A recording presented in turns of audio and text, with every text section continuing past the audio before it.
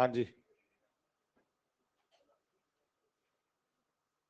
कहां तक पहुंचे हम लोग?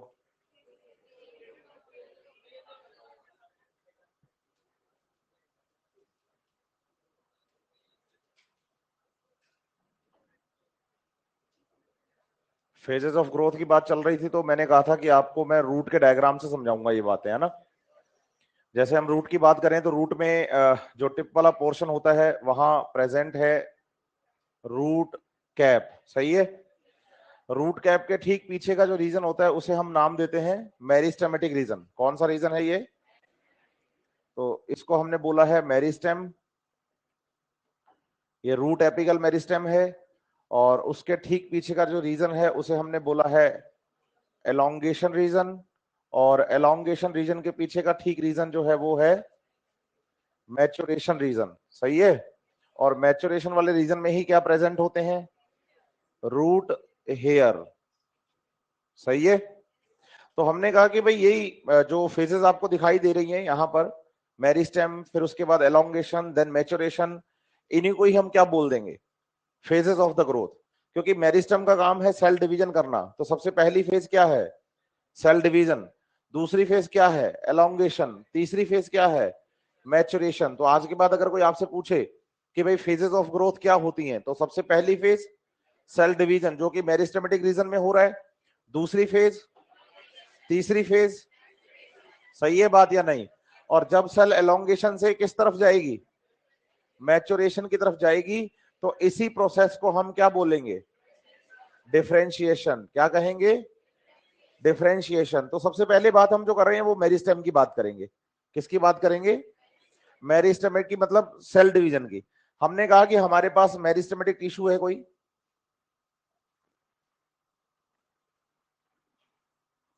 ये मेरिस्टेमेटिक टिश्यू है। टोटल मैंने सेल्स बनाई है 10। कितनी? 10। इनके बारे में कल मैंने आपको बताया था कि भाई ये सेल्स जो होती हैं मेरिस्टेम की, अगर हम बात करें तो एक तो आपको याद करना है कि सेल जो होती हैं वो आइसोडायमेट्रिक होती हैं। क्या होती हैं? आइसोडायमेट्रिक का मतलब है कि सभी सेल्स का जो साइज है, जो शेप है, वो सेम है और साइज में छोटी हैं ये सेल्स। आइसोडायमेट्रिक है। इंटरसेलुलर स्पेस या तो एब्सेंट है, अगर प्रेजेंट है तो बहुत कम है, सही है बात या नहीं? तो हमने कहा कि इनमें इंटर सेल्यूलर स्पेसेस या तो एब्सेंट या फिर बहुत कम। आइसोडायमेट्रिक है तो सटी हुई रहती हैं सेल्स।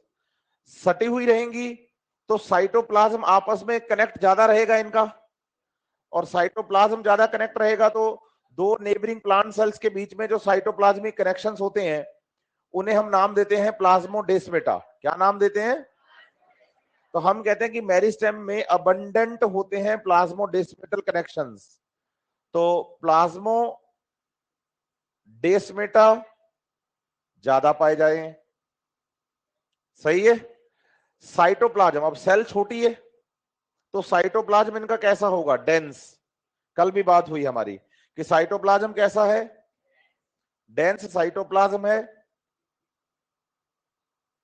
और मैंने आपको यह भी कहा कि इसमें हमें यह पढ़ाया जाता है कि मेरिस्टेमेटिक सेल्स का जो न्यूक्लियस होता है लार्ज और कॉन्स्पिशियस होता है, लेकिन न्यूक्लियस कभी छोटा बड़ा नहीं होता। बेसिकली थोड़ा बहुत फर्क पड़ता है, ज्यादा नहीं।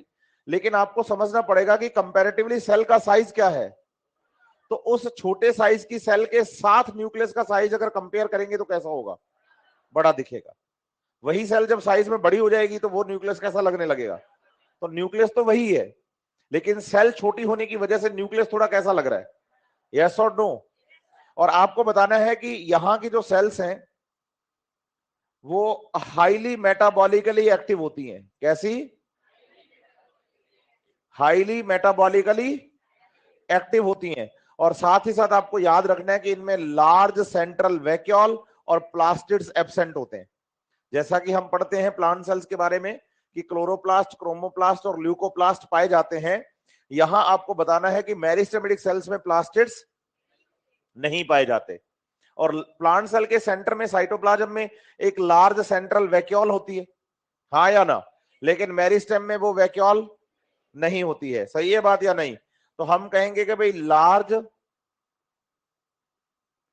Central vacuole and plastids absent है।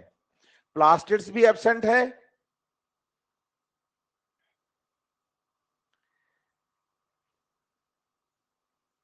चलो प्लास्टिड्स भी एब्सेंट है और लार्ज सेंट्रल वैक्यूल भी एब्सेंट रहेगी। सही है बात या नहीं? ये कैरेक्टर हैं किसके? मेरिस्टेम के। इनको फिर से पढ़ना है, डिटेल करना है, लेकिन कब? जब एनाटॉमी पढ़ेंगे हम।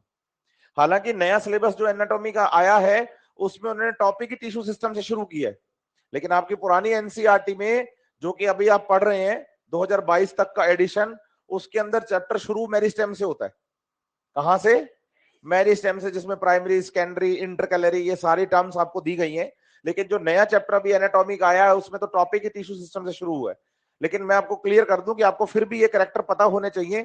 कल को बच्चा ये सोच लेता है कि यार सिलेबस से कट गया, पता नहीं पढ़ना है नहीं पढ़ना। समझ रहे हैं मेरी बात या नहीं? लेकिन जब आप फेजेस ऑफ ग्रोथ वाला पोर्शन पढ़ेंगे ना, कौन सा, तो ये बातें आपको लिखी हुई मिलेंगी एज इट इज। मतलब ये प्लांट ग्रोथ एंड डेवलपमेंट वाले पोर्शन में भी लिखा गया है। समझ रहे हैं मेरी बात या नहीं? अब आप बताओ कि जो मेरिस्टेमेटिक सेल्स हैं, ये टिश्यू कौन सा था? मेरिस्टेम। इस मेरिस्टेम में क्या होगा? हम कहेंगे सेल, और सेल डिवीजन से सेल्स के नंबर बढ़ेंगे।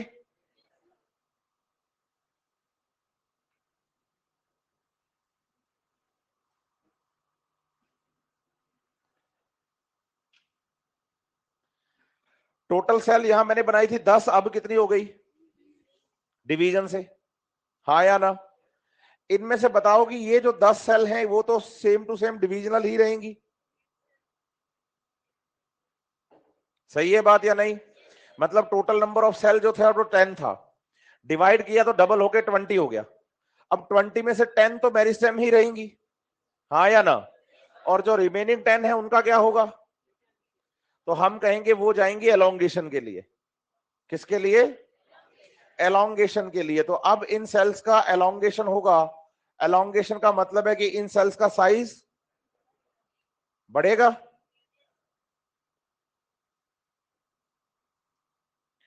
और आप एक बात याद रखिए कि अगर सेल का क्या बढ़ रहा है, तो आप बताना कि साइज बढ़ने की वजह से उनमें इंटरसेलुलर स्पेस दिखना शुरू हो जाएंगे। मतलब आपसे अगर आज के बाद कभी बात हो ना कि भाई इंटरसेलुलर स्पेस आने का रीजन क्या है, तो आप बताना सेल एलोंगेशन। कि जब रैंडमली सेल क्या करती हैं, एलोंगेट करती हैं, अपने साइज को बढ़ाती हैं, इंक्रीज करती हैं, तो साइज इंक्रीज होने पर सेल्स के बीच में क्या दिखने लग जाते हैं? इंटरसेलुलर स्पेस दिखने लग जाते हैं। एक तो ये बात समझ लो। दूसरा, एलोंगेशन होता कैसे है? आप बताएंगे कि अगर आप सेल के बारे में बात करें कि दूसरे नंबर पे सेल का क्या हो रहा है, तो आपको यहां समझना पड़ेगा ड्यू टू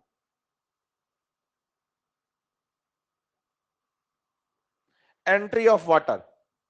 वाटर जो है वो सेल के अंदर एंटर करेगा। कैसे एंटर करेगा? ट्रांसपोर्ट इन प्लांट में बताऊंगा मैं आपको ये बात। कहां बताऊंगा?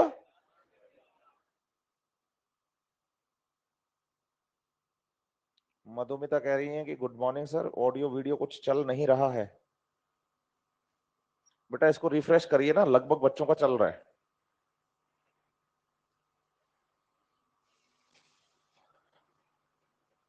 आवाज आ रही है ना इसमें? ओके है, चल रहा है बच्चे। आप अपने सिस्टम को एक बार रिफ्रेश करिए प्लीज।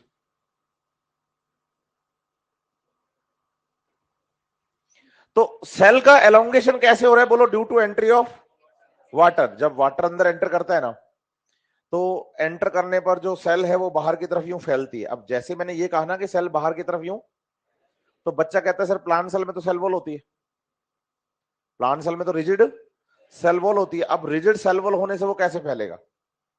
तो आपको समझना है कि सेल वॉल में 2 लेयर पढ़नी है आपको। होती 3 है लेकिन पढ़नी केवल कितनी है? प्राइमरी और सेकेंडरी। हमारे सिलेबस में यही 2 है। तो प्राइमरी लेयर वो होती है जो पहले बनती है, थिन और इलास्टिक है। प्राइमरी लेयर वो होती है जो पहले बनती है, थिन और इलास्टिक है। तो आप बताइए कि जब कोई मेरिस्टेम सेल की बात हम करते हैं, किसकी बात करते हैं? मेरिस्टेम सेल की हम बात करते हैं, तो इसमें आपको बताना है कि प्राइमरी सेल वॉल प्रेजेंट है। एब्सेंट है इसमें सेकेंडरी वॉल। सेकेंडरी जो आप सेल वॉल सोचते हैं ना दिमाग में, रिजिड वाली, थिक बाउंड्री, रिजिड बाउंड्री, वो सेकेंडरी सेल वॉल होती है। कौन सी वॉल होती है? जो कि मैच्योरेशन पे जाके बनेगी। कब बनेगी? अभी इस पे सेकेंडरी वॉल तो प्राइमरी वॉल तो बोलो thin, elastic and capable of growth है। प्राइमरी जो वॉल होती है वो कैसी होती है? आप देखो एनसीईआरटी पेज नंबर 132, थोड़ा जल्दी से हाथ चलाओ। 132 नंबर पेज एनसीईआरटी का, 132 नंबर पेज है, सेल वॉल हेडिंग है। पहले पैराग्राफ में जो लास्ट की 3 लाइनें उसमें बोल्ड करके लिखा है कि प्राइमरी वॉल इज, है ना, आउटर मोस्ट लेयर होती है, कैपेबल ऑफ ग्रोथ है, थिन और इलास्टिक होती है। तो इसका मतलब due to entry of water, plant cell अगर ग्रोथ कर रही है, प्लांट सेल अगर ग्रोथ कर रही है, तो प्लांट सेल के ग्रोथ करने का रीजन है कि उस पर कौन सी लेयर प्रेजेंट है? प्राइमरी सेल वॉल प्रेजेंट है। समझ रहे हैं मेरी बात या नहीं? अब बताओ, जब पानी अंदर एंटर करेगा, पानी जब, और सेल का साइज, पानी अंदर एंटर करेगा और सेल का साइज बढ़ेगा, तो आप बताना कि एक्स्ट्रा वाटर कहां जाएगा? बोलो लार्ज सेंट्रल वैक्यूल में आ जाएगा। तो इसका मतलब वैक्यूल का साइज भी, तो इसका मतलब एलोंगेशन के टाइम पे वैक्यूलेशन हो जाता है ना। एनसीईआरटी ने इसको लिखा है वैक्यूलेशन। वैक्यूलेशन का मतलब है वैक्यूल फॉर्मेशन।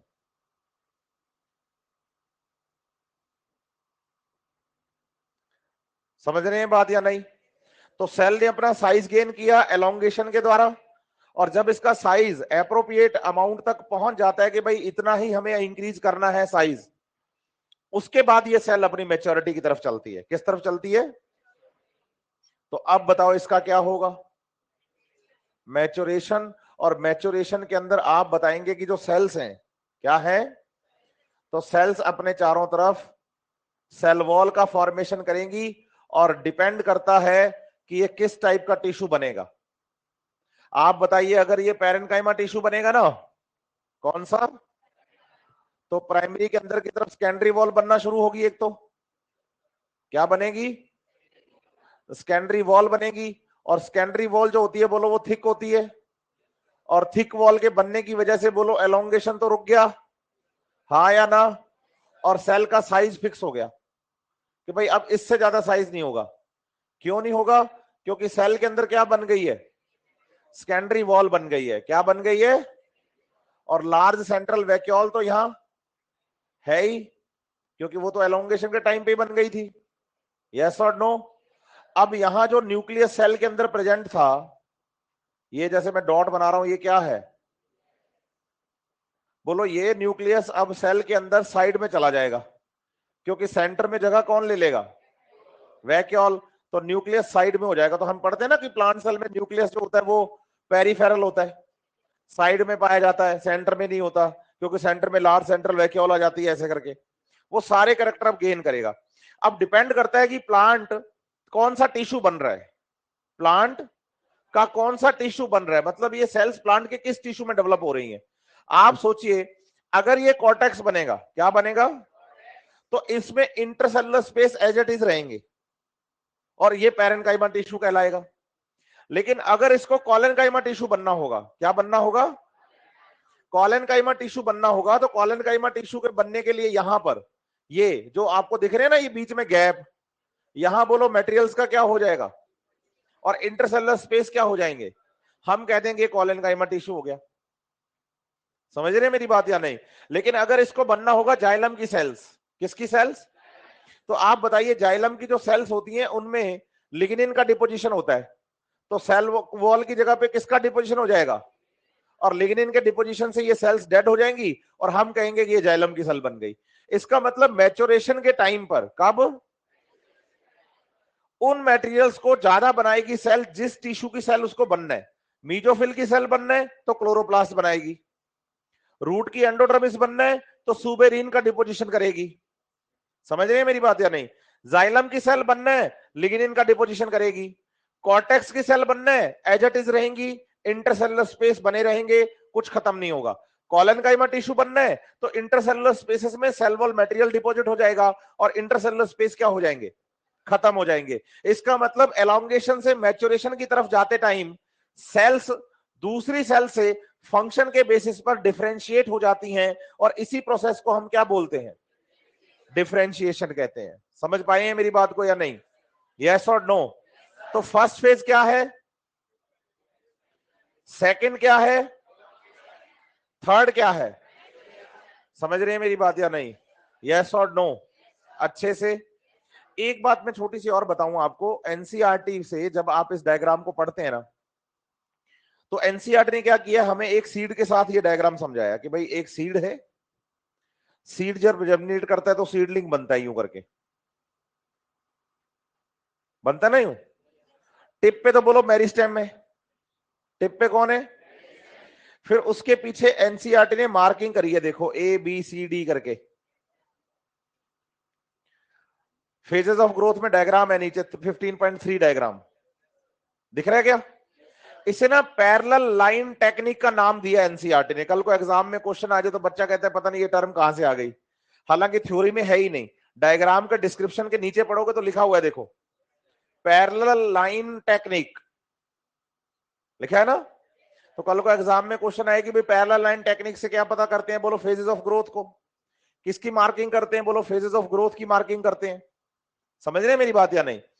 ये कैसे दिखाया एनसीईआरटी ने? एनसीईआरटी कह रही है कि भाई टिप पे तो मेरिस्टेम है, फिर उन्होंने मार्किंग करी A B C D E F G ऐसे करके। तो उन्होंने कहा कि ये वाला जो रीजन है ना, इनमें देखो सेल्स के बीच में गैप क्या है, मतलब ये मार्किंग थोड़ी दूर दूर हो रही है। इसका मतलब ये जोन कौन सा जोन है? एलोंगेशन जोन है। कौन सा जोन है? क्योंकि जहां सेल्स का साइज क्या होगा, क्योंकि मेरिस्टेमेटिक सेल्स तो बहुत छोटी होती हैं, टिप पे छोटा सा रीजन है मेरिस्टेम, वहां से सेल जब डिवीजन करके नई सेल ऐड करती है तो क्या होता है, और एलोंगेशन से सेल का साइज। अब सेल का साइज बढ़ेगा तो मार्किंग भी तो दूर दूर आएगी ना, इसलिए उसने कहा कि A B C D region elongated most. आप डायग्राम में देखो ना नीचे, तो नीचे वाला जो रीजन है ना आपके पास जिसमें दूर दूर मार्किंग है, वो रीजन सबसे ज्यादा क्या है? एलोंगेटेड है। क्या है? एलोंगेटेड। तो पहला पार्ट कौन सा, पहली फेज कौन सी? मेरिस्टेम, मतलब सेल डिवीजन। दूसरी फेज और तीसरी फेज पढ़ के देखो जल्दी से, फेजेस ऑफ ग्रोथ को, पैरेलल लाइन टेक्निक को। जितने बच्चे ऑनलाइन पढ़ रहे हैं उनको भी पढ़ना है। एलोंगेशन जोन को रिप्रेजेंट कर रहा है।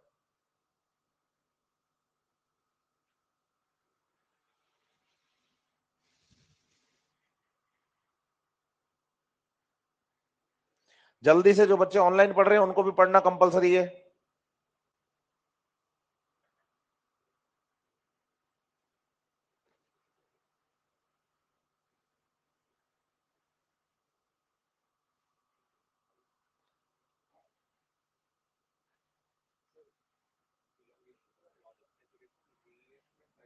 वो तो दिखाया नहीं उन्होंने, उन्होंने तो एलोंगेशन पोर्शन को दिखाना है। उसके बाद तो इंटरसेलुलर स्पेस लगभग खत्म ही हो जाएंगे ना। अगर पैरेन्काइमा टिश्यू है तो बने रहेंगे, कॉलनकाइमा है तो जो इंटरसेलुलर स्पेस है वही मटेरियल डिपॉजिट होते हैं किनारों पर, उसे कॉलनकाइमा टिश्यू कहते हैं। एनाटॉमी पढ़ेंगे तो पता चलेगा। थ्योरी पढ़िए, कोई लाइन वर्ड किसमें कोई प्रॉब्लम आ रही हो तो मुझे बताइए जल्दी से आप।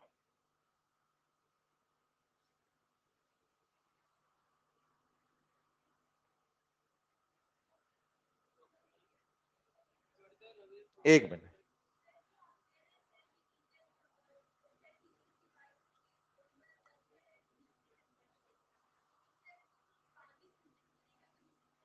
बाइनरी नहीं बच्चे, माइटोसिस। मेरिस्टेम जो होता है वो माइटोसिस करता है, बाइनरी फ्यूजन चलता है प्रोकैरियोट्स में और यूनिसेलुलर ऑर्गेनिजम्स में। समझ रहे हैं बात या नहीं? यहां क्या पढ़ना है? माइटोसिस। बाइनरी फ्यूजन, फ्यूजन का मतलब जुड़ना होता है, फ्यूजन। फ्यूजन तो अलग चीज है ना बच्चे, बाइनरी फ्यूजन तो डायरेक्ट डिवीजन होता है, ए माइटोसिस कहते हैं उसे हम। और मैं कह रहा हूं कि यहां डिवीजन किससे हो रहा है? माइटोसिस से proper. G1S G2 phase, prophase, metaphase, anaphase, telophase वाला कॉन्सेप्ट। इधर से कोई बोल रहा था, एक एक करके। भाई ऐसे समझो आप, एपेक्स पे कौन था, रूट कैप के ठीक पीछे कौन है, मेरिस्टेम के ठीक पीछे कौन है, और एलोंगेशन के ठीक पीछे कौन है। तो मैं बोलता हूं मेरिस्टेम के प्रॉक्सिमल एलोंगेशन है पास में, और एलोंगेशन के प्रॉक्सिमल मैच्योरेशन है, सही है। और मैं बोलता हूं कि maturation away from the meristem, क्योंकि बीच में एलोंगेशन आ गया। समझ रहे हैं मेरी बात या नहीं? प्रॉक्सिमल का मतलब होता है पास में, अवे का मतलब होता है दूर। तो ऐसे समझ, मेरिस्टेम के प्रॉक्सिमल, एलोंगेशन के proximal, but maturation away from meristem, क्योंकि बीच में कौन है, और बोलो।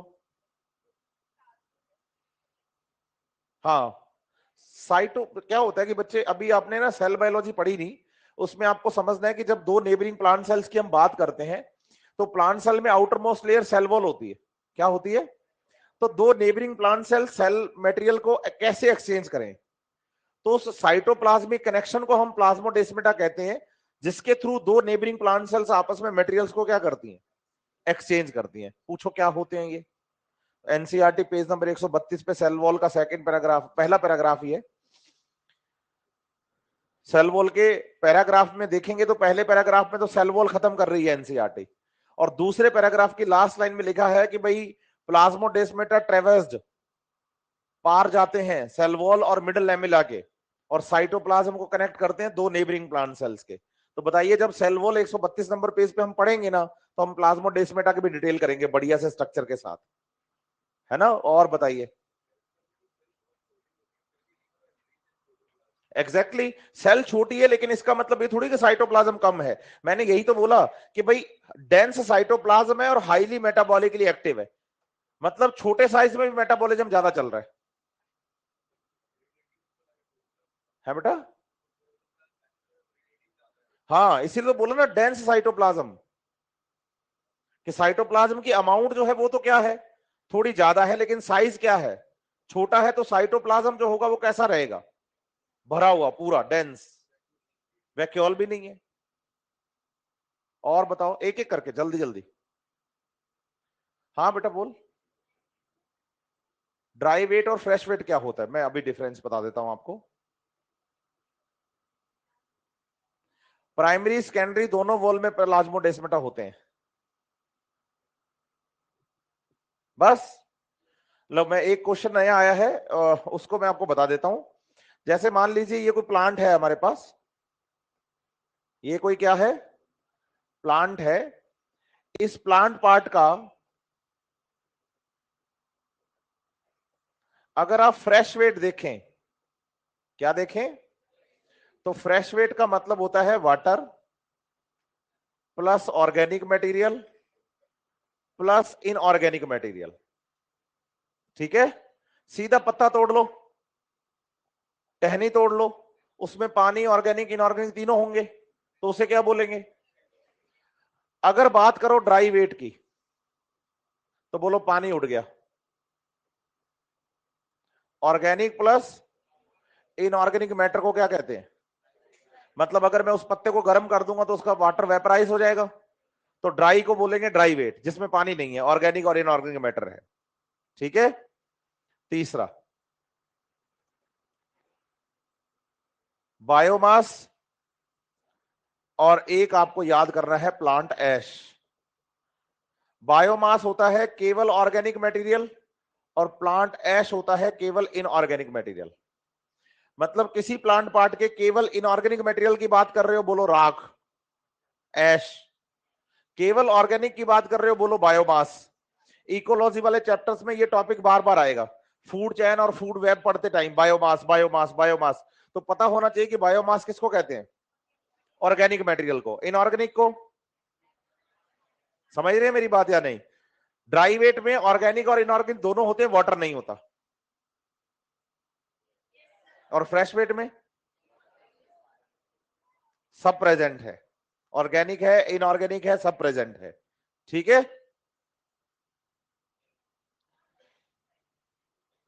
प्लांट, नहीं नहीं स्टैंडिंग स्टेट नहीं बोलना है अभी, अभी आप दिमाग में मत डालिए, स्टैंडिंग क्रॉप और स्टैंडिंग स्टेट दोनों इकोलॉजी में पढ़ना जब पढ़ाएंगे, है ना। अभी खिचड़ी मत करो चीजों की। अभी उसने जितना क्वेश्चन पूछा उसका आंसर दे रहा हूं ताकि बच्चे को क्लियर रहे दिमाग में मुझे क्या करना है। समझ रहे हैं मेरी बात या नहीं? फिर स्टैंडिंग स्टेट और स्टैंडिंग क्रॉप में जाएंगे तो फिर मेरे को साथ में आपको स्पीसीज की आर वैल्यू के साथ चलना पड़ेगा, उसके लिए थोड़ा सा वेट करिए आप। खिचड़ी नहीं करनी चीजों की अपने को, है ना? जो जहां पढ़ना है वहीं बढ़िया से करेंगे। अभी अभी जितना पढ़ा रहा हूं उसमें बताओ कोई प्रॉब्लम है तो। कोई क्वेश्चन ऐसा आया अब उसको पता है कि मुझे पता है ये टर्म्स आपको दुखी करती हैं, तो ये पता होना चाहिए कि बेसिकली इसको किसको कहते हैं क्या। तो ऑर्गेनिक मैटर केवल ऑर्गेनिक मैटर है मतलब बायोमास है, केवल इनऑर्गेनिक है ऐश है। सही है? वाटर ऑर्गेनिक इनऑर्गेनिक, और अगर वाटर हटा दो तो चलो आगे बढ़े। नेक्स्ट टॉपिक देखो क्या है, ग्रोथ रेट, है ना? बोलो total growth in per unit time. Total growth in is known as, per unit time में होने वाली टोटल ग्रोथ को हम क्या बोलते हैं? आप बताइए कि जब हम ग्रोथ रेट की बात करते हैं ना प्लांट की, तो प्लांट के ग्रोथ रेट पढ़ते टाइम हमें दो ग्रोथ रेट पढ़ाई है एनसीईआरटी ने, एक अरिथमेटिक और दूसरी जियोमेट्रिक। एक तो कौन सी और दूसरी?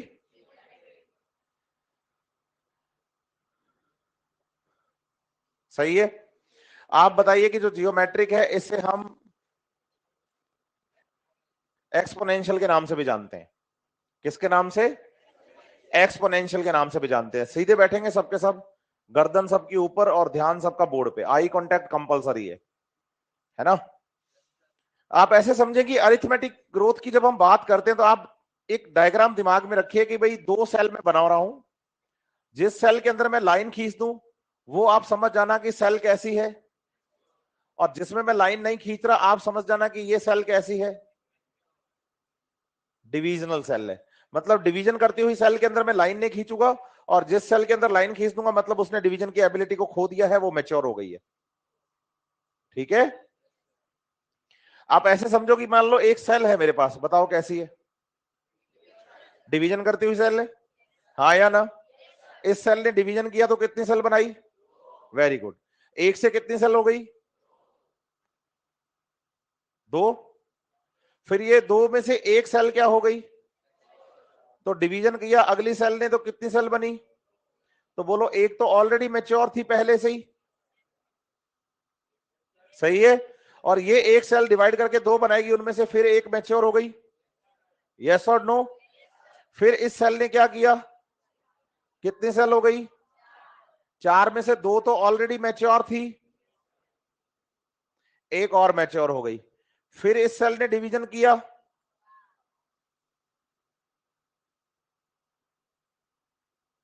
सही है? तो ये तीन तो ऑलरेडी मैच्योर थी, ये फिर एक और मैच्योर हो गई। तो आप देखो सेल कितनी, फिर फिर फिर फिर ऐसे। जब ग्रोथ के टाइम पे सेल्स के नंबर जो है बच्चे वो ऐसे सीक्वेंस में नंबर में ही इंक्रीज हो रहे हैं, 1 2 3 4 5 6 7 8 9 10, तो इस ग्रोथ को हम नाम देते हैं अरिथमेटिक ग्रोथ। क्या नाम देते हैं? Arithmetic growth. समझ रहे हैं मेरी बात या नहीं? आप देखो यहां मुझे कितनी सेल बनानी थी, डिवीजन देखो कितने चाहिए, n-1।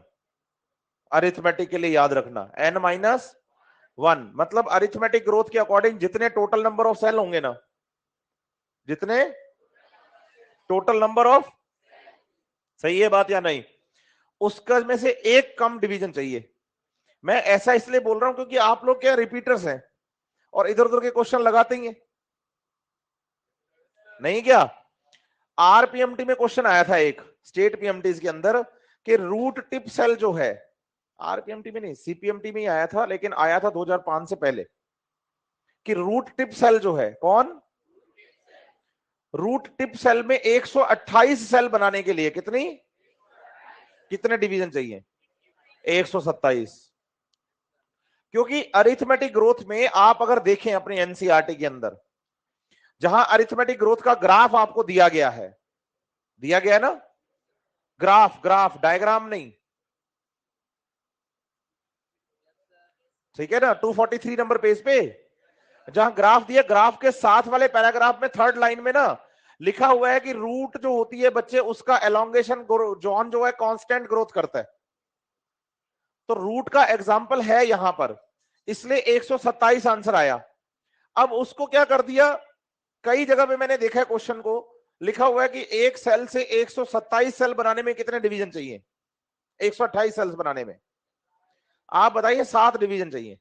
सीधा पूछोगे तो 7 चाहिए।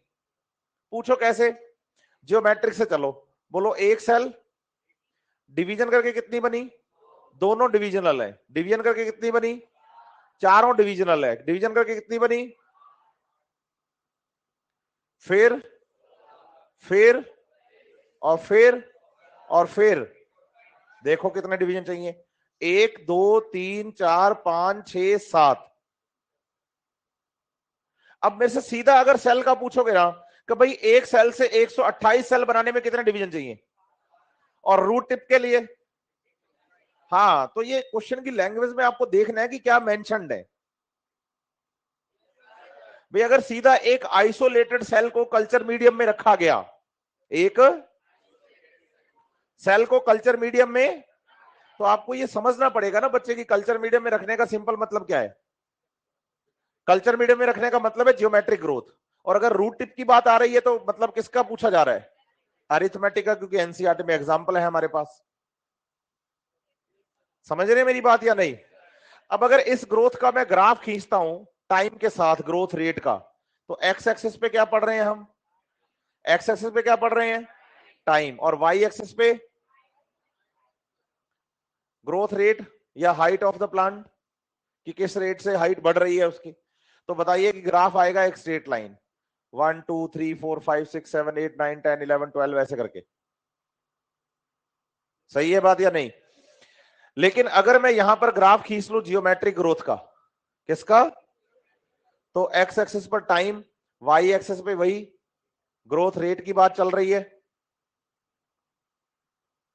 तो ग्राफ ऐसा आएगा सिग्मॉइड कर्व। सही है बात या नहीं। पहला डाउट तो बच्चे का यहीं से है, गर्दन सबकी ऊपर होनी चाहिए, मैं बार बार बोल रहा हूं आपसे। पहला डाउट तो बच्चे का यहीं से खड़ा हो जाता है कि भाई ये बताओ दोनों ही ग्राफ आपने जीरो से शुरू नहीं किए, तो आप ये समझो ना कि भाई कम से कम एक सेल तो चाहिए ना डिवीजन करने के लिए। चाहे आप अरिथमेटिक सेल ग्रोथ पढ़ो, चाहे आप जियोमेट्रिक ग्रोथ पढ़ो, डिवीजन कम से कम किसी एक सेल से तो शुरू होगा। सेल है ही नहीं तो फिर डिवीजन का है। इसलिए ग्राफ दोनों जीरो से शुरू। ये ग्राफ स्ट्रेट लाइन आया और ये कैसा आया, सिग्मॉइड। सही है बात या नहीं। सिग्मॉइड का 3 फेज है, पहला बोलो लैग, दूसरा बोलो लोग या इसी को एक्सपोनेंशियल कहते हैं, और तीसरा बोलो स्टेशनरी। सही है। कितने फेज आए, पहला, दूसरा, तीसरा। तो यहां तो स्ट्रेट लाइन आता है 1 2 3 4 5 6 7 8 9 10 हमें समझ आता है, लेकिन ये सिग्मॉइड कर्व कैसे बना, ये जो जियोमेट्रिक ग्रोथ का जो ग्राफ है ये सिग्मॉइड कैसे बना, इसको समझते हैं अपने, हाँ या ना। आप सोचो ये कल्चर मीडियम है, जो मेरा हाथ दिख रहा है आपको ये क्या है, यहां एक सेल पड़ी है, क्या आपको दिख रही है, नहीं दिख रही, कल्चर मीडियम में पड़ी है, हमें नहीं पता, हम तो माइक्रोस्कोपिक देख रहे हैं इसको। सही है बात या नहीं। बोलो डिवीजन करने में 1 सेकंड लग रहा है सेल को, 1 सेकंड, एक चुटकी में सेल डिवाइड कर रही है। सही है। 1 से, 2 से, 4 से, 8 से, यूं करते करते सेल इतनी सारी हो गई 1 घंटे में। कितना टाइम लगा, 1 आवर, और 1 आवर में कितनी सारी सेल्स हो गई, इतनी सारी हो गई ना। आप बताओ कि इसका ठीक डबल 2 घंटे में है, 1 सेकंड में। इतना सा साइज आने में कितना टाइम लग गया, इसका डबल, इसका डबल, इसका डबल, मतलब इतना बड़ा साइज तो 3 सेकंड में आ गया, और इतना साइज गेन करने में, वही समझ आना चाह रहा हूं।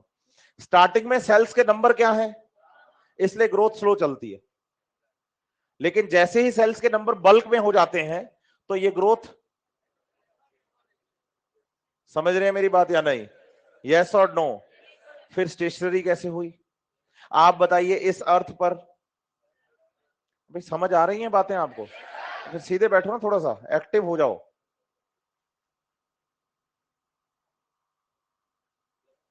हाँ, तो ऐसे समझो कि भाई एकदम से स्टेशनरी फेज कैसे आ गई, तो आप बताइए कि इस अर्थ पर न्यूट्रिशन जो है वो लिमिटेड है, इसलिए हम इमोर्टल नहीं है,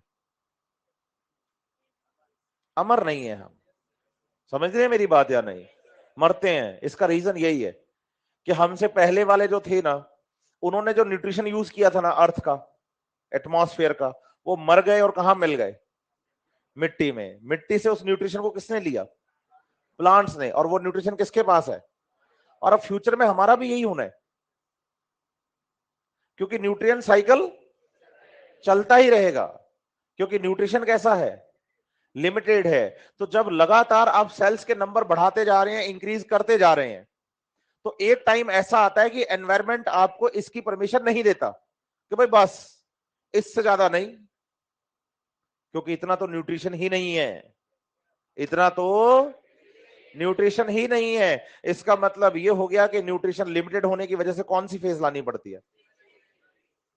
और आप बताइए, जिन ऑर्गेनिजम्स की ग्रोथ में, जिन सिग्मोइड कर्व फॉलो होता है, वही लंबे टाइम तक सरवाइव करते हैं। जैसे मैं आपको एग्जांपल दूं, इकोलॉजी पढ़ोगे ना, तो ये कर्व जो है वो पॉपुलेशन के लिए होगा।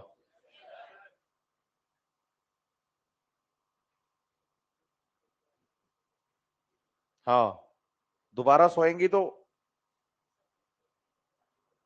सो नहीं रहे? चश्मे क्यों नहीं लाए आप? देख, अपना इंपॉर्टेंट चीज ही भूल गई। वो कल को पेपर देने गए और वहां मतलब हम कहें कि भाई मैं तो पेपर ही भूल गया, फिर मेडिकल कॉलेज वाले कहेंगे हम आपका रोल नंबर देना भूल गए। चाहते हैं आप ऐसा हो? चलिए शुरू करते हैं दोबारा फिर से। यहां आके बैठ तू पहले बेंच पे सामने। जब पता है कि मैं चश्मे भूल के आ गई हूं, तो उस हिसाब से थोड़ा मैनेज करना भी सीख लो। इसको ऐसे समझो कि जो सिग्मोइड कर्व आ रहा है ना, इकोलॉजी में ये कर्व आपको पॉपुलेशन के लिए मिलेगा। dx अपॉन dt वाला, k की वैल्यू कॉमन कांस्टेंट करके चलेंगे हम। समझ रहे हो? हाँ बेटा। हाँ, फिर क्या करना है अब? हाँ हाँ, दिखा ले। और बता। चला जा, चला जा।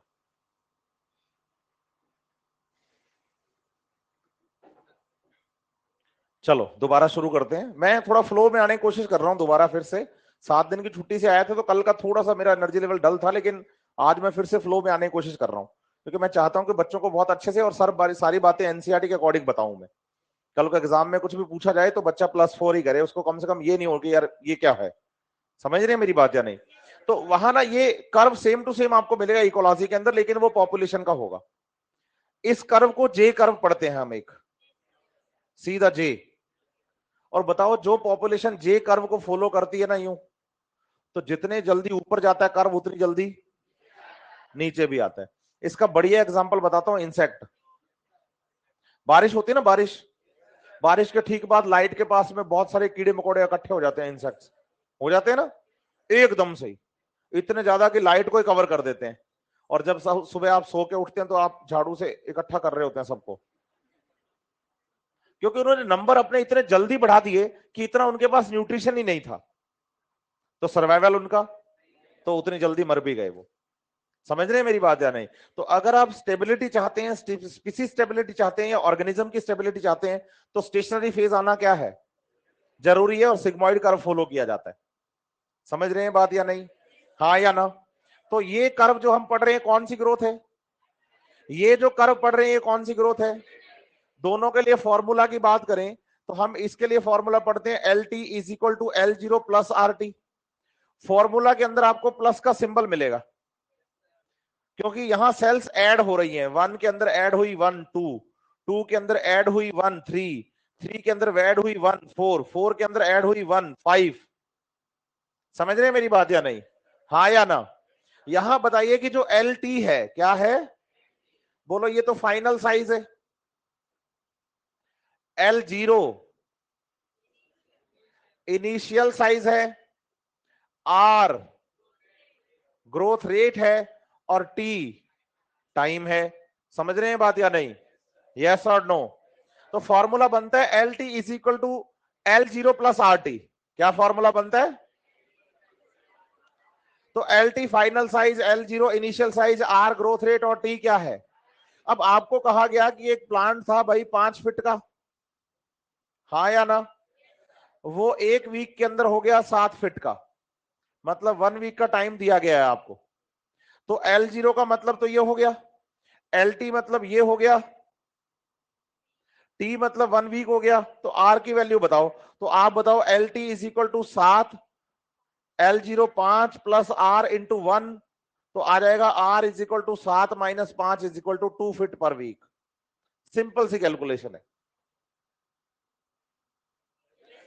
सही है बात या नहीं? और ये फॉर्मूला एनसीईआरटी में हमें दिया भी है ग्राफ के साथ, अगर आप देखेंगे तो। सही है बात या नहीं? ये फॉर्मूला किसका है? अरिथमेटिक ग्रोथ का। किसका है? अब बात कर रहे हैं हम जियोमेट्रिक की, है ना? तो फॉर्मूला है, बोलो W1 is equal to W0 E R T. E की पावर में आर टी है, एक्सपोनेंशियल में। पूछो क्यों? क्योंकि यहां पर अगर सेल्स के नंबर देखोगे तो कैसे इंक्रीज हो रहे हैं? एक्सपोनेंशियल में। कैसे इंक्रीज हो रहे हैं? पावर में। समझ रहे हैं मेरी बात या नहीं?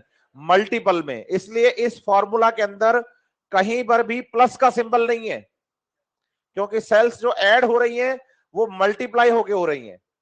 इसलिए पूरा फॉर्मूला मल्टीप्लिकेशन का ही है। किसका है? W1 बोलो final size, W0 R T, तो एक अलग चीज आई है हमारे पास ई। बोलो ये है एनवायरमेंटल लॉगरिथम। क्या है?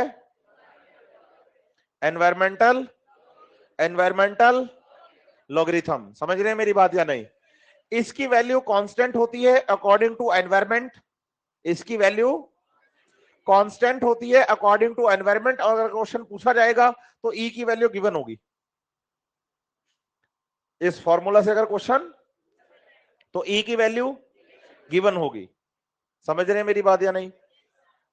ई बोलो एनवायरमेंटल लॉगरिथम कौन? और अगर फॉर्मूला पर क्वेश्चन आएगा तो ई की वैल्यू हमें गिवन होगी। समझ रहे हैं बात या नहीं? हाँ या ना? अच्छे से? कोई प्रॉब्लम? बढ़ूं आगे? फॉर्मूला पढ़ रहे हैं, W1 is equal to W0 E power में आर टी। सही है? पूरा फॉर्मूला मल्टीप्लिकेशन का ही है। ई यहां पर क्या है? नेचुरल एनवायरमेंटल लॉगरिथम है। हाँ या ना? यस और नो?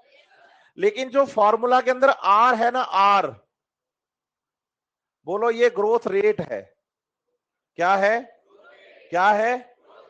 बताओ। ग्रोथ रेट दो टाइप की होती है, एक होती है एब्सोल्यूट ग्रोथ रेट और एक होती है रिलेटिव ग्रोथ रेट। एक होती है और एक, यहां बताइए कि जो आर है वो कैसी ग्रोथ रेट है?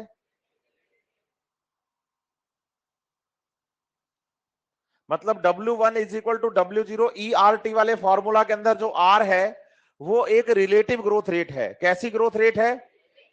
कैसी ग्रोथ रेट है? और एनसीईआरटी ने इस आर को, बोलो ऐसे,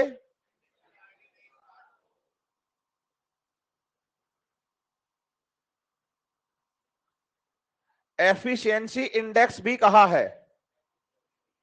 क्या कहा है? गर्दने सबकी ऊपर, चाहे वो लास्ट बेंच का ही क्यों ना हो। तो क्या बोलेंगे? Efficiency index. अब पूछो इसका क्या मतलब है? ऐसे समझ लो आपकी भाई, मान लो अपने पास ना दो एनवायरमेंट हैं, एक एनवायरमेंट ए और एक एनवायरमेंट बी। इसमें क्या करते हैं हम, सेम स्पीसीज के दो प्लांट ग्रो करवाते हैं। मान लो अपने पास रोज प्लांट है, बैंगन का पौधा, टमाटर का प्लांट, मैंगो ट्री, कुछ भी जो आपकी इच्छा करे। सेम स्पीसीज के दो सेम प्लांट अलग अलग एनवायरमेंट में ग्रो करवा रहे हैं। ठीक है? इस एनवायरमेंट में ई की वैल्यू 2 मान लो, इसमें भी ई की वैल्यू सेम मान लो, कांस्टेंट वैल्यू है। क्लियर है बात या नहीं? हमने क्या किया कि जब यहां आर की वैल्यू हमने देखी तो हमने देखा कि जो ए वाला प्लांट है, पूरे फॉर्मूला के अकॉर्डिंग चलूं क्या मैं? ऐसा करते हैं कि ये प्लांट जो है वो कम फिट का रखते हैं, 2 फिट का है, मतलब ये वैल्यू W0 की है, और इधर भी 2 फिट है क्योंकि सेम ही है W0। दो अलग अलग एनवायरमेंट, एनवायरमेंट ए और एनवायरमेंट सेम स्पीसीज के, सेम प्लांट, सेम हाइट के, अलग अलग 2 एनवायरमेंट में ग्रो करवाए गए। दोनों का W0 2 फिट है, दोनों के ई की वैल्यू, सही है बात या नहीं? आप यूनिट टाइम में, पर मंथ, पर वीक, कुछ भी एक यूनिट टाइम लीजिए, टी टाइम के अंदर मैंने कहा कि भाई जो ए वाला एरिया था वहां पर आर की वैल्यू कितनी आई, और जो बी वाला एरिया था वहां आर की वैल्यू कितनी आई। अब मुझे प्लांट ए जो है, प्लांट ए जो है ना, उसके बारे में बताओ। प्लांट ए के बारे में बताओ, फाइनल साइज क्या आएगा? तो बोलो W1, W0 कितना है, इंटू ई कितना है, पावर में आर कितना है, और इंटू 1। सही है बात या नहीं? तो बताओ W1 कितना आएगा? है कितना आएगा? 8 फिट। इसमें कोई दिक्कत? चलो अब मेरे को प्लांट बी के बारे में बताओ। W1 is equal to 202 power 3 आएगा, इंटू 1 कितना आ गया? अब आप एक बात सोचो, आर की वैल्यू केवल 1 पॉइंट इंक्रीज हुई है बी वाले एनवायरनमेंट के अंदर, लेकिन साइज दोगुना आ गया, हाँ या ना? क्या ये प्लांट सेम स्पीसीज के थे? सेम प्लांट थे, सेम एनवायरनमेंट में थे। सारा ध्यान तेरा पर्दा ठीक करने पे, ये पढ़ाई पे तो है ही नहीं।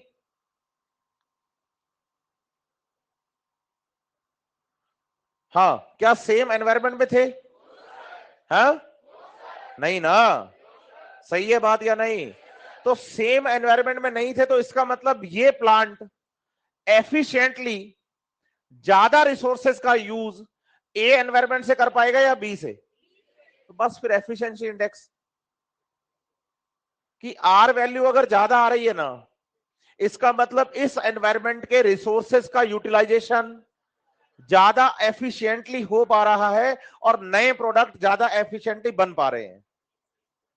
समझ रहे हैं मेरी बात या नहीं? क्योंकि प्लांट की ग्रोथ अच्छी है, इसका मतलब उसमें सेल डिवीजन अच्छा है, उसके अंदर नए प्रोडक्ट्स का फॉर्मेशन अच्छा है। तो ज्यादा अच्छे से वो कौन से एनवायरनमेंट के, एफिशिएंटली कौन से एनवायरनमेंट के कंपोनेंट्स को यूज कर पा रहा है, बी वाले के या ए वाले के? इसीलिए आर को एफिशिएंसी इंडेक्स भी बोलते हैं, क्योंकि ये प्लांट में नए मटेरियल्स फॉर्मेशन होने की एफिशिएंसी को रिप्रेजेंट करता है। आर की वैल्यू जितनी ज्यादा, नए मटेरियल्स के फॉर्मेशन की एफिशिएंसी भी।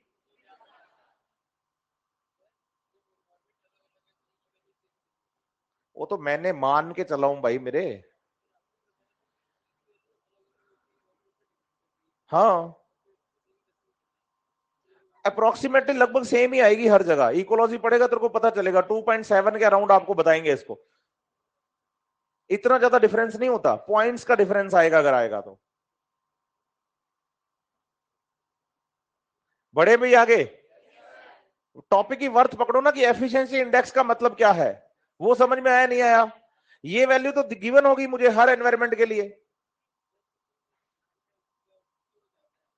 क्योंकि वो उस एनवायरनमेंट के जो एनवायरमेंटल फैक्टर हैं, जैसे light, wind speed, water, minerals, वहां के ज्यादा अच्छे से यूज कर पा रहे हैं। क्योंकि डेवलपमेंट पर कितने टाइप के फैक्टर काम करते हैं?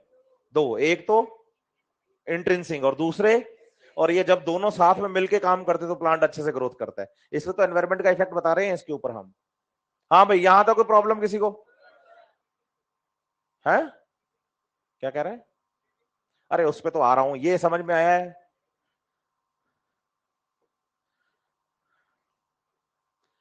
चलो आगे बढ़ते हैं, काम की बात करते हैं। अब दूसरा बात है कि इसको रिलेटिव ग्रोथ रेट क्यों कहा हमने, ये एनसीईआरटी ने हमें समझाया है, डायग्राम देके समझाया है। उनने कहा कि भाई दो लीफ है, एक लीफ है ए, इसका साइज है 5 सेंटीमीटर स्क्वायर, एक लीफ है बी और इसका साइज है 50 सेंटीमीटर स्क्वायर। सही है? पर यूनिट टाइम में दोनों लीफ ने ग्रोथ करी और ग्रोथ करके फाइनल साइज आया, बोलो 10 सेंटीमीटर स्क्वायर। इसका मतलब ग्रोथ कितने की हुई? इसमें कोई प्रॉब्लम? ठीक है। फिर आप बताइए लीफ बी जो है उसने भी ग्रोथ की और फाइनल साइज आया 55 सेंटीमीटर स्क्वायर, तो ग्रोथ कितनी हुई? सही है? दो ग्रोथ रेट बताई मैंने आपको, एक को हमने बोला है एब्सोल्यूट ग्रोथ रेट, बोलो दोनों के लिए सेम है। Total growth in per unit time, बोलो ऐसे, absolute growth rate. A leaf के लिए कितना, बी के लिए कितना, तो दोनों के लिए कॉमन। सही है? एब्सोल्यूट ग्रोथ रेट दोनों के लिए कॉमन, इसमें कोई प्रॉब्लम? लेकिन अब बात करें हम किसकी, बोलो रिलेटिव ग्रोथ रेट की। किसकी बात करें? तो रिलेटिव का मतलब होता है किसी से रिलेट करते हुए समझाना। रिलेटिव का मतलब क्या है? किसी से रिलेट करते हुए समझाना। तो बोलो किससे रिलेट करना है? बोलो इनिशियल साइज से, कि भाई इनिशियल का कितना अच्छा ग्रो कर रहे हो आप, इनिशियल का कितना अच्छा ग्रो कर रहे हो। तो आप बताओ कि भाई यहां ग्रोथ कितनी हुई है? 5। इनिशियल साइज कितना था? 5 इंटू 100 करो, बोलो 100% है इनिशियल साइज का। तो इनिशियल साइज से रिलेट किया, तो मैंने कहा कि इनिशियल साइज का 100% ग्रोथ हुआ है पर यूनिट टाइम के अंदर। यूनिट टाइम हमने मान लिया कुछ भी। सही है बात या नहीं? अब आप लीफ बी के बारे में देखो, ग्रोथ कितनी हुई? इनिशियल साइज कितना इंटू 100 करो आप। समझ रहे हैं मेरी बात या नहीं? इसका मतलब जिन ऑर्गेनिजम्स का साइज क्या होता है उनकी रिलेटिव ग्रोथ रेट क्या होती है। हाँ, तो डायनासोर क्यों खत्म हो गए? प्लांट ने इवोल्यूशन के अंदर छोटे साइज को प्रायोरिटी दी है। और आप बताइए, आप सोच के देखो ना, पुराने टाइम के अंदर अपने दादा नाना के साथ बैठ के कभी बात करना, वो बताएंगे हमारे गांव में 7 फुट का आदमी आम ही होता था। आजकल तो लोगों की हाइट ही नहीं है। तो कोई बात नहीं, बुरी चीज नहीं है ये। नहीं समझते आप मेरी बात? बहुत सारे बच्चों का ऐसा होता है ना कि यार मेरी तो हाइट छोटी रह गई, मेरे को तो छुटकी, मेरे को तो छोटू बोल दिया, ऐसे कर देते हैं बच्चे। नहीं होता क्या? वो थोड़ा सा अदरवाइज ले लेते हैं इस बात को। उनसे आप समझिए कि अगर आपको कोई छोटू बोल रहा है, इसका मतलब ये है कि इनडायरेक्टली आपकी रिस्पेक्ट कर रहा है, उसको पता ही नहीं है, क्योंकि एनवायरमेंट में एडवांस आप है। आप सोच के देखिए, हुआ क्या कि प्लांट के इवोल्यूशन की बात करते हैं अपने। प्लांट 5 टाइप के हैं, एल्गी, ब्रायो, टेरिडो, जिम्नो, एंजियो। एल्गी पानी में थे, ब्रायो आए कीचड़ में, टेरिडो आए गीली मिट्टी के अंदर, और फिर लैंड प्लांट जो फर्स्ट सक्सेस, फुल्ली सक्सेस है, वो जिम्नोस्पर्म है। और जिम्नोस्पर्म जा रहे थे वो लंबे लंबे, फैलते कम थे और लंबे। उनने कहा कि यार इतनी हाइट तक पानी ले जाना बड़ा मुश्किल है। तो एनजीओ आए तो उन्होंने कहा लंबे नहीं जाएंगे, फैलेंगे। बड़े बड़े पेड़ बन गए, बरगद का पेड़, पीपल का पेड़, आम का पेड़, नीम का पेड़, सालों तक जिंदा रहे, बड़े बड़े पेड़ बन गए। और बाद में बहुत लेट जाके समझ में आया कि तो गड़बड़ हो गई, कि साइज जितना रिलेटिव ग्रोथ रेट उतनी एनवायरमेंटल एफिशिएंसी इंडेक्स, एनवायरमेंट के रिसोर्सेस का यूटिलाइजेशन। छोड़ो, सेकेंडरी ग्रोथ करेंगे नहीं हम, बड़ा पेड़ बनेगा ही नहीं। डाइकोट के बाद मोनोकोट आए, उन्होंने सेकेंडरी ग्रोथ ही बंद कर दी, वो पेड़ बनते ही नहीं। कुछ महीनों तक जिंदा रहते हैं, 1-2 साल जिंदा रहते हैं और कहते हैं कि जब तक जिंदा रहेंगे फुल एफिशिएंसी के साथ रहेंगे। और आप आज दिमाग में सोच के देखो, अपने घर पे जितना भी रोज खाना खाते हो आप, वो बड़े ट्रीज के प्रोडक्ट कितने खाते हो और छोटे प्लांट्स के प्रोडक्ट कितने खाते हो? दिमाग लगा के देखो। चाहे आप मैक्सिमम प्रोडक्ट आपने छोटे प्लांट्स के खाए हैं, चाहे आप सब्जियों की बात कर लो, चाहे आप आटे की बात कर लो, चावल की बात कर लो, क्योंकि उनका एनवायरमेंट का न्यूट्रिशन यूज करने की एफिशिएंसी क्या है?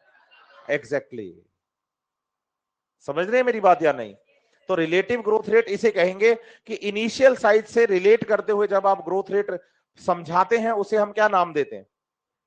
Relative growth rate. और आप बताइए कि जो प्लांट साइज में क्या होते हैं उनका रिलेटिव ग्रोथ रेट, और जो साइज में क्या होते हैं उनका रिलेटिव ग्रोथ रेट। यहां तो कोई प्रॉब्लम? हाँ भाई,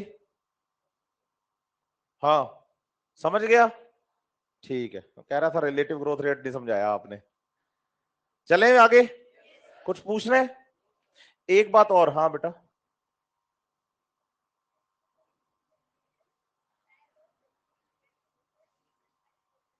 हाँ तो सही तो है ना, यही तो समझाया मैंने। W1 ये है ना, और W0 ये है, या W0 ये है। इसका साइज जो है फाइनल ये वाला, ये इसी पे तो डिपेंड कर रहा है। इनिशियल साइज कम होगा तो रिलेटिव ग्रोथ रेट 100% आई है, इनिशियल साइज ज्यादा होगा तो रिलेटिव ग्रोथ रेट कम आई है। चलो आगे, एक बात सीखो और। आप बताइए कि सर्वाइवल के लिए ज्यादा इंपॉर्टेंट कौन है? Sigmoid curve. सही है बात या नहीं? तो अगर आपसे कोई ये पूछ लेना, पूछो क्या, कि भाई सीजनल एक्टिविटीज जो होती हैं प्लांट में, क्या होती हैं? तो वो कौन से कर्व को फॉलो करती हैं? कैसे? मुझे तो पता नहीं, आंसर पता है हमें सीधा, है ना? पेज नंबर 243 पे ना जो ग्राफ है ना सिग्मोइड कर्व वाला, उसके साथ में फॉर्मूला है W1 is equal to W0 ERT। उसके ठीक ऊपर क्वेश्चन पूछा है आपसे, पूछा ना कि जो प्लांट सीजनल एक्टिविटी फॉलो करते हैं उनमें कौन सा कर्व फॉलो होगा? तो आप बताइए सिग्मोइड। पूछो कैसे? तो बोलो पहले तो सीजनल एक्टिविटी पता होनी चाहिए क्या है, जो बोलो पर्टिकुलर सीजन में ही परफॉर्म होती है। जैसे फॉर एग्जांपल मैं बात करूं फ्लावरिंग, फ्लावरिंग जो होती है प्लांट के अंदर पूरा साल हो ऐसा जरूरी नहीं है, मोस्टली ये सीजनल एक्टिविटी है कि भाई ये फ्लावरिंग सीजन चल रहा है, फ्रूटिंग सीजन चल रहा है, ऐसे करके। सही है बात या नहीं? कितने लोगों ने प्लांट्स पर फ्लावर्स आते हुए देखे हैं? अरे तेरा साथी कहाँ है, कहाँ है? कितने दिन से नहीं आ रहा? बोलना उससे मिले मुझसे एक बार, है ना? इतना कितना का बीमार है? नींद नहीं खुली ना उसकी? चलो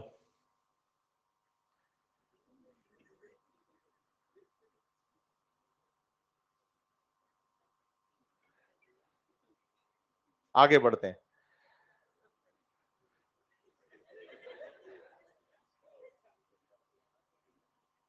सही बात है, सीजनल एक्टिविटी फ्लावरिंग की बात, कितने बच्चों ने फ्लावर आता हुआ देखा प्लांट पर? सबने। आप देखना जैसे ना अपने घर पे कोई पौधा है या पेड़ है, उसमें फ्लावर आ रहे हैं, आपको ना 1-2 फ्लावर दिखेंगे शुरू के दिनों में, आप सोचना शुरू करके अरे फूल आने लग गए, मतलब इसका फ्लावरिंग सीजन शुरू। लेकिन शुरू के दिनों में फ्लावर इतने होते हैं कि आप काउंट कर सकते हो, 5, 10, 15, 20 ऐसे करके प्लांट पे, अरे वो भी है, अरे वो भी है, ऐसे कर करके। तो स्टार्टिंग में फ्लावर्स कम आते हैं, बोलो लैग फेज।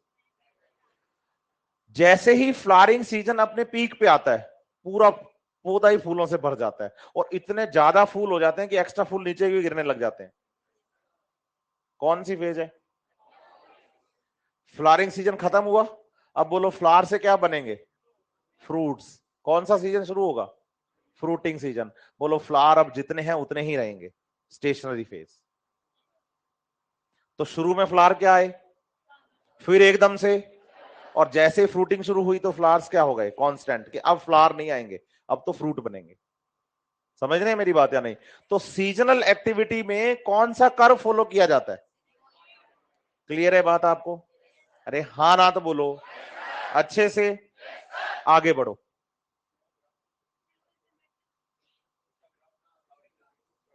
फ्लावरिंग का ग्राफ? नहीं नहीं, सेल फ्लावरिंग के ग्राफ को जीरो से क्यों शुरू कर रहा है? फ्लावर कम से कम एक तो शुरू होगा तभी तो सीजन पता चलेगा मुझे कि सीजन आ गया। जब तक फ्लावर है ही नहीं तो सीजन कहां आया फ्लावरिंग का? पहला फ्लावर आने के बाद ही तो सीजन शुरू हुआ है। चलें भी आगे।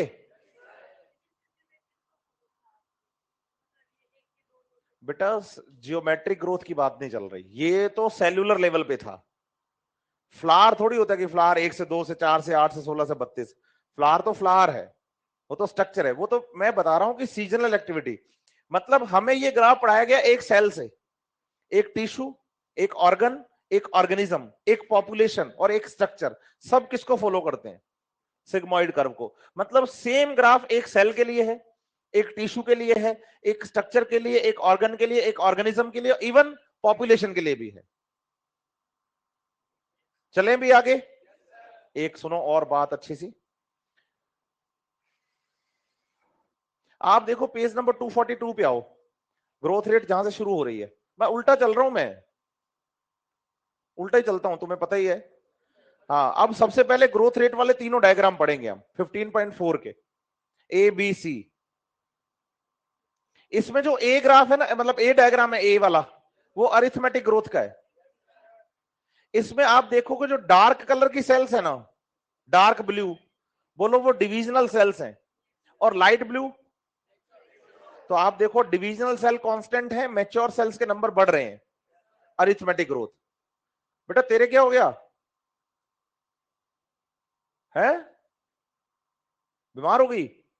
अच्छा, एक तो तुम लोग खाना पीना कम कर रखा है तुम लोगों ने, दबा के खाया पिया करो भाई। हाँ हाँ सही बात है, इस एज में बहुत सारे आजकल तो बच्चे सुबह मतलब ऐसा है कि तैयार होके एक बार ऐसे हाथ पेट पे जरूर फेरते हैं कि भाई सही है नहीं है, क्योंकि उनको लगता है कि भाई हम ही हैं बस मॉडल। भगवान ने तुम्हें बहुत सुंदर बनाया है, ये बात दिमाग में रखो आप, और खाने पीने पे प्रॉपर ध्यान रखिए। बहुत सारे बच्चे तो खाते ही नहीं है, एक रोटी से पेट भर गया, दो रोटी से पेट भर गया, यही उम्र खाने पीने की है। नहीं समझ रहे आप मेरी बात? हाँ लेकिन साफ सुथरा, इसका मतलब ये भी नहीं कि बर्गर पिज्जा शुरू हो गया आज से, ये सर ने कहा था कि भाई खाना है, ऑन रिकॉर्ड है ये। साफ सुथरा खाइए, पेट भर के खाइए, और बढ़िया से। खाली पेट तो रहना ही नहीं है। आप लोगों को आज बड़ा सही लग रहा होगा खाली पेट रहना, लेकिन मैं आपको बता दूं, खाली पेट रहने से आपकी जो सेल्स हैं वो उनकी वर्क एफिशिएंसी कम हो जाती है, क्योंकि उनको पता है कि ये बंदा भूखा मारता है यार। नहीं समझ रहे आप मेरी बात? तो जब भी आप खाएंगे तो वो उसको, हाँ सच बात है, भूखा रहने से मोटापा बढ़ता है। हाँ सच्चाई है इस बात में। इसलिए कभी किसी डाइटिशियन के पास जाना, वो आपका खाना कभी नहीं छुड़वाता। वो कहता है जितना आप खा रहे हो ना उतना ही खाना है, कम नहीं करना। बस उसको टुकड़ों में डिवाइड कर देता है वो, क्योंकि बॉडी को भूखा रहना थोड़ी सिखाना है। अगर बॉडी की सेल्स को आपने भूखा रहना सिखा दिया तो उसको पता चल गया कि अब इसने खा लिया, अब ये शाम तक कुछ नहीं खाएगा, तो सेल क्या उसको स्टोर करना शुरू करती है फिर। तो फिर वो उससे क्या होगा कि आप जितना खा रहे हो उसको यूटिलाइज करना जरूरी है। और आपके सेल्स ने अगर ये सीख लिया कि भाई इसको क्या करना है, स्टोर करना है, तो फिर वो यूटिलाइज क्या करेगी, एनर्जी प्रोडक्शन। आप हमेशा डल फील करेंगे। नहीं समझ रहे आप मेरी बात? बच्चों को पता नहीं चलती ये बात, लेकिन आगे जाके ये दुखी करती है फिर उसको। इसलिए कहते हैं कि पुरानी खुराक काम आती है, अपने दादा दादी नाना नानी के पास बैठना। वो कहते हैं कि हम हमारे टाइम पे तो इतना खा जाते थे, वो तुम्हें डांटते भी होंगे शायद। अगर आपके घर में ग्रैंड पेरेंट्स हैं तो वो ये कहते हैं कि क्या कर रहे हो, नहीं करते क्या? क्या खाया तूने इतना का, तो हम सिर्फ नमक मिर्च चेक करने में खा जाते थे। नहीं कहते क्या ऐसा? हाँ तो थोड़ा प्लीज ध्यान दीजिए इन चीजों पर।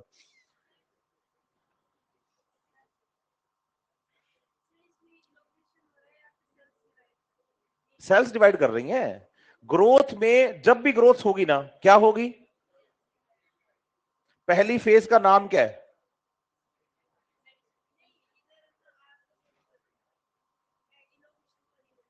हाँ तो उसमें भी यही तो है, सेम चीज। यहां भी तो सेल डिवाइड ही कर रही है।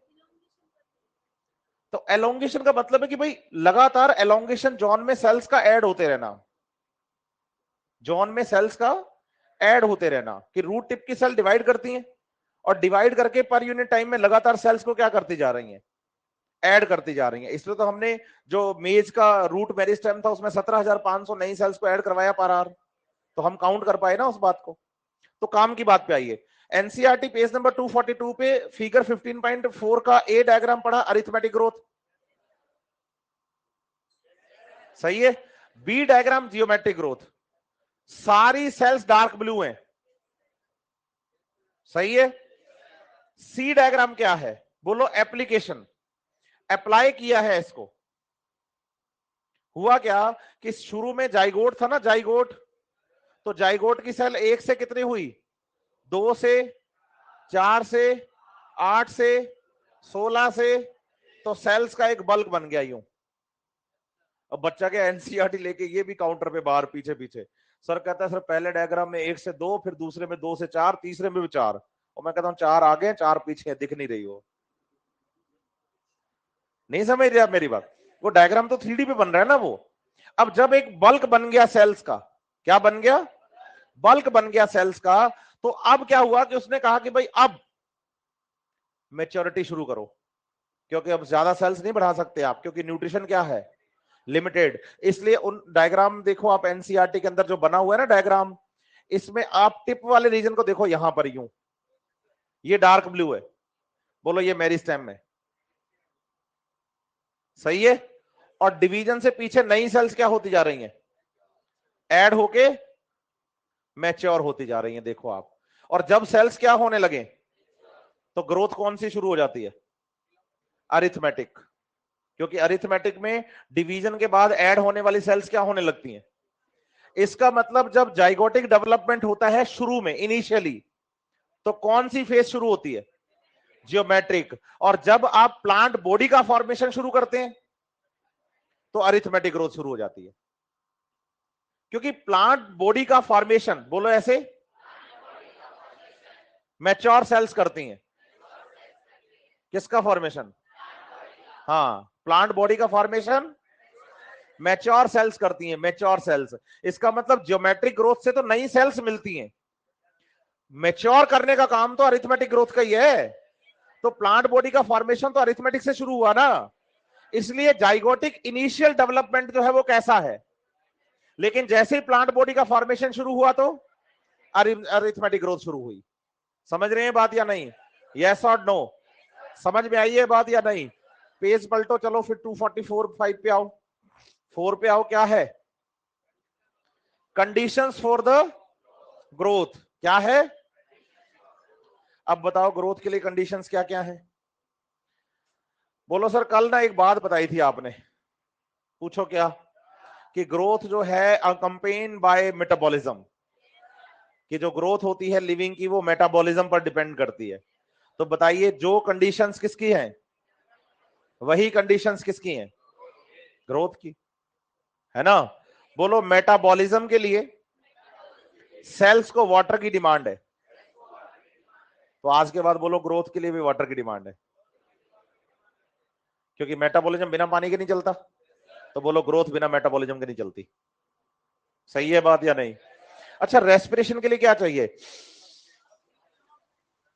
क्या चाहिए, क्या रेस्पिरेशन एक मेटाबॉलिज्म का पार्ट है, तो बोलो ग्रोथ के लिए ऑक्सीजन चाहिए, सही है।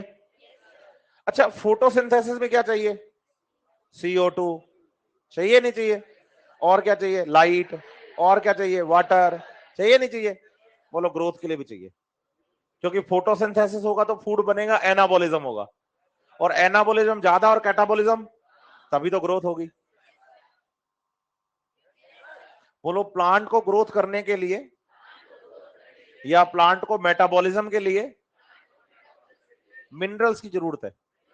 मिनरल्स हमारे सिलेबस में 14 है, 14, एलिमेंट 17 है, मिनरल 14 है। बोलो nitrogen, phosphorus, potassium, sulphur, calcium, magnesium, iron, copper, zinc, boron, chlorine, manganese, molybdenum और निकल। ये 14 मिनरल है, 14 मिनरल। बोलो ये प्लांट को चाहिए उसके मेटाबॉलिज्म के लिए, एसेंशियल मिनरल। बोलो यही सब तो ग्रोथ के लिए भी चाहिए। इसमें दो पार्ट है, मैक्रो और माइक्रो। जो अमाउंट में ज्यादा चाहिए वो मैक्रो न्यूट्रिएंट्स होते हैं, जो अमाउंट में कम चाहिए वो माइक्रो न्यूट्रिएंट्स होते हैं। तो बताइए जो कम ज्यादा चाहिए वो ग्रोथ के लिए भी कम ज्यादा ही चाहिए, क्योंकि मेटाबॉलिज्म से ही ग्रोथ चलती है। हाँ या ना? यस और नो? बोलो मेटाबॉलिज्म का मतलब है chemical reactions of the living body. Metabolism का मतलब है केमिकल रिएक्शंस ऑफ द, सही है? हाँ या ना? तो आप बताइए chemical reactions of the living body means metabolism, और उसमें काम करते हैं एंजाइम, और एंजाइम काम करते हैं एक एप्रोप्रिएट टेम्परेचर पर, ऑप्टिमम टेम्परेचर पर। इसका मतलब अगर मेटाबॉलिज्म के लिए टेम्परेचर ऑप्टिमम चाहिए तो बोलो ग्रोथ के लिए भी टेम्परेचर ऑप्टिमम चाहिए। समझ रहे हैं मेरी बात या नहीं? ये सब बातें लिखने के बाद एनसीईआरटी ने ये भी लिखा है कि even gravity also affect the growth of the plant. Gravity का भी इफेक्ट आता है प्लांट की ग्रोथ पर। कैसे? आप सोचो कि एक प्लांट की बात है अपने पास, हम कहें कि भाई एक प्लांट है, ये इसका रूट है और ये इसका शूट है। बोलो शूट करता है पॉजिटिव जियोट्रॉपिक ग्रोथ, शूट करता है पॉजिटिव फोटोट्रॉपिक ग्रोथ, और रूट करता है पॉजिटिव जियोट्रॉपिक ग्रोथ। सही है? आप इस प्लांट को उखाड़ के कहीं और लगा के आओ, और इस पर लगाते टाइम ध्यान रखना कि इस प्लांट का आपने वर्टिकल ग्रो ना करवाने के बजाय इसको आपने ऐसे हॉरिजॉन्टल दबा दिया हल्का सा मिट्टी के अंदर, है ना? पानी देते रहना, थोड़े दिनों बाद देखना रूट अपने आप नीचे की तरफ और शूट अपने आप, क्योंकि इसको पता है कि मुझे एंटी ग्रेविटेशन चलना है और मुझे अकॉर्डिंग टू ग्रेविटेशन चलना है। समझ रहे हैं मेरी बात या नहीं? तो बोलो जो कंडीशंस मेटाबॉलिज्म की हैं वही सब कंडीशंस ग्रोथ की हैं। पढ़ के देखो जल्दी से, कंडीशंस फॉर द ग्रोथ को पढ़ो जल्दी से।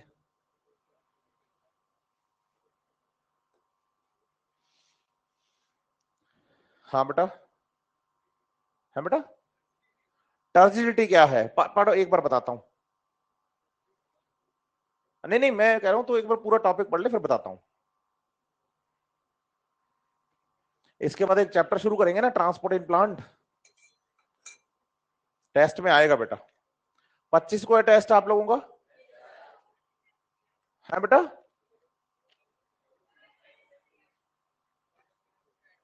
फोटोसिंथेसिस आप कहो तो दे देंगे। हाँ कोई बड़ा इशू नहीं है।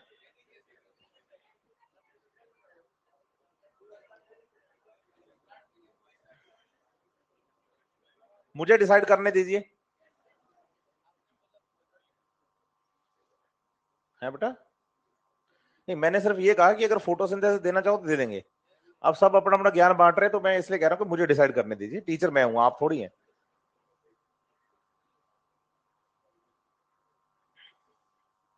जो भी करेंगे आपके फायदे के लिए करेंगे, नुकसान आपका होगा नहीं।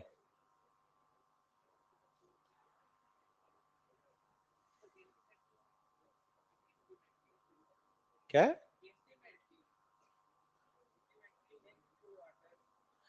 शब्द लाइन पढ़ो, इंटीमेटली का शब्द का मीनिंग अलग निकलेगा ना यहाँ पर लाइन के अकॉर्डिंग।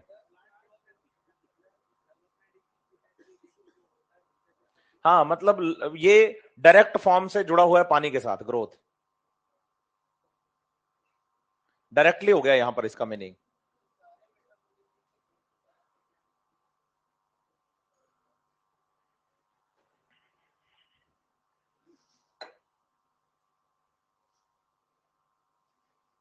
चलें, तो पहले तो टर्जिडिटी मैं समझा दूं उसको कि पानी पिया तूने कभी?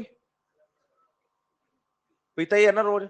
लेकिन गर्मी के दिन है, जैसे अभी दोपहर के टाइम जब यहां से तो हॉस्टल जाता है ना, तो हॉस्टल जाते जाते तेरे को प्यास लग गई बहुत सारी, तो तू पानी पी जाता है बोतल भर के पूरी।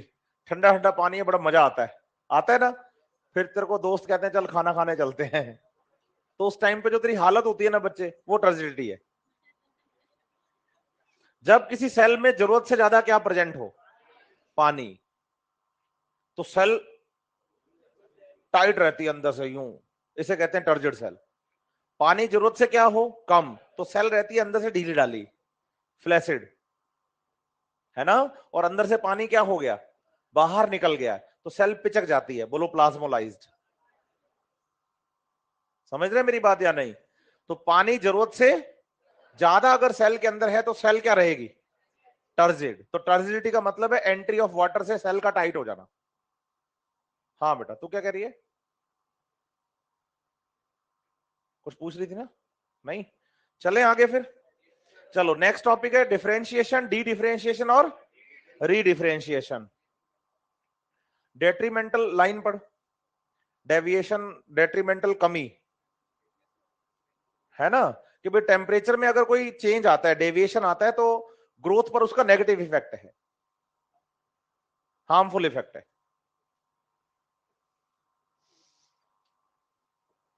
आपको याद है हमने प्राइमरी मेरिस्टेम पढ़ा था, है रूट एपिकल मेरिस्टेम और शूट एपिकल मेरिस्टेम, पता है आप लोगों को? ये प्रेजेंट था रूट के टिप और शूट के टिप पर। इसको हमने शूट एपिकल मेरिस्टेम और रूट एपिकल मेरिस्टेम का नाम दिया था। मान लीजिए इसमें टोटल सेल्स हैं 10, एक एग्जांपल लेके चल रहा हूं, ऐसा होता नहीं है तो कल को बच्चा फिक्स कर ले कि सर प्राइमरी मेरिस्टेम में अगर 10 सेल होती हैं तो सेकेंडरी में कितनी होती हैं। एक एग्जांपल लेके चल रहा हूं, समझ रहे मेरी बात या नहीं? तो कितने सेल हैं, 10। इन सेल्स में सेल डिवीजन हुआ, क्योंकि मेरिस्टेम का काम करना क्या है, सेल डिवीजन। तो बताओ यहां पर न्यू सेल्स बनी, कितनी बनी, 20 सेल्स बन गई ना, हाँ या ना? अब 20 में से 10 तो बोलो मेरिस्टेम ही रहेंगी, सही है बात या नहीं? क्योंकि प्लांट ग्रोथ को कंटिन्यू चलाना है, तो कंटिन्यू चलाए रखने के लिए मेरिस्टेम का बचे रहना जरूरी है। प्लांट ग्रोथ को कंटिन्यू और कंटिन्यू चलाए रखने के लिए मेरिस्टेम का बचना जरूरी है, हाँ या ना? तो आप बताइए कि यहां टोटल सेल कितनी है, 10 से कितनी बनी, 20 में से 10 क्या रही, तो बाकी 10 क्या हो गई,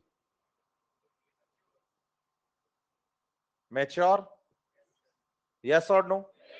बोलो प्राइमरी मेरिस्टेम से बनने वाली नई सेल्स जब मैच्योर होती हैं तो उसे हम प्राइमरी परमानेंट टिश्यू कहते हैं। भाई प्राइमरी मेरिस्टेम बता पहले कौन है, रूट एपिकल मेरिस्टेम, और कितनी सेल मानी मैंने, डिवीजन से कितनी बनी, अब 10 उसमें से क्या रही, तो बची कितनी, उनका क्या हुआ? तो ऐसी सेल्स जो प्राइमरी मेरिस्टेम में डिवीजन से मैच्योर होती हैं, प्राइमरी मेरिस्टेम में डिवीजन से मैच्योर होती हैं, उनको क्या कहा जाता है?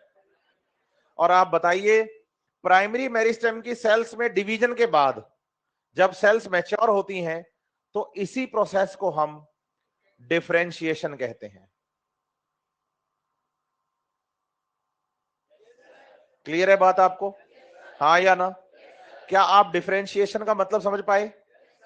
मतलब डिफरेंशिएशन यही तो है जो हमने इस डायग्राम में पढ़ा था कि भाई मेरिस्टेम की सेल जब डिवाइड करके एलोंगेशन से किस तरफ जाती हैं, बस इसी को क्या कहते हैं।